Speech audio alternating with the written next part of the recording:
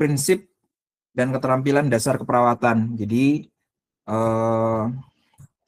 ada dua konsep di sana, ada prinsip dan keterampilan dasar keperawatan. Dan sebetulnya kalau teman-teman lihat dari ini ya, mata kuliahnya adalah mata kuliah wajib, jadi harus mengambil mata kuliah ini kalau mau lulus nantinya jadi sarjana keperawatan, dan wajib lulus ya, wajib lulus, karena tidak boleh tidak lulus. Kalau nggak lulus ya nggak akan bisa yudisium, tidak bisa mendapatkan gelar sarjana keperawatan.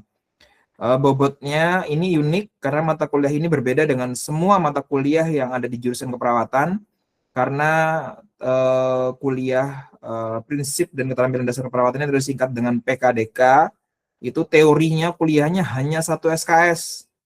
Ya, teori kuliah hanya 1 SKS, sedangkan praktikum 2 SKS, sehingga nanti lebih banyak di laboratorium teman-teman untuk belajar, ya. Suara saya terdengar jelas?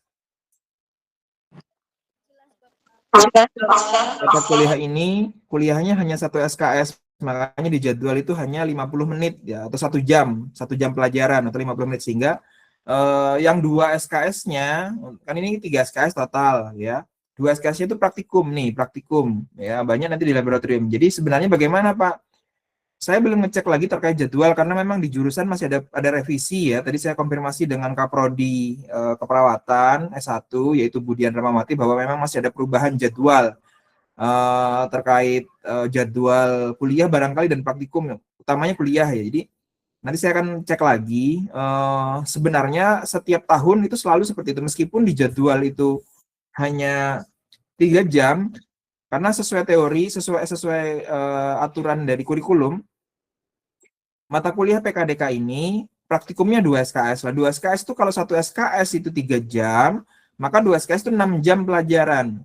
6 dikali 50 menit sama dengan berapa? 6 kali 50 menit 300 menit. 300 menit itu sama dengan 5 jam. Jadi sebenarnya 5 jam untuk praktikum, untuk alokasi waktunya ya.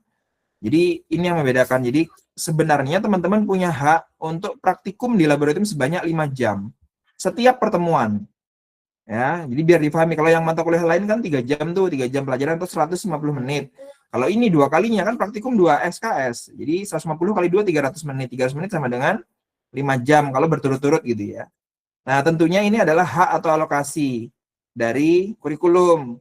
Lah, teman-teman mau praktikum cuma 10 menit ya monggo, itu kan dipersilahkan. Atau ada hal-hal teknis yang misalkan laborannya dan sebagainya, teknis ruangan dan sebagainya, maka teman-teman yang memang perlu mengaturnya agar paling tidak meskipun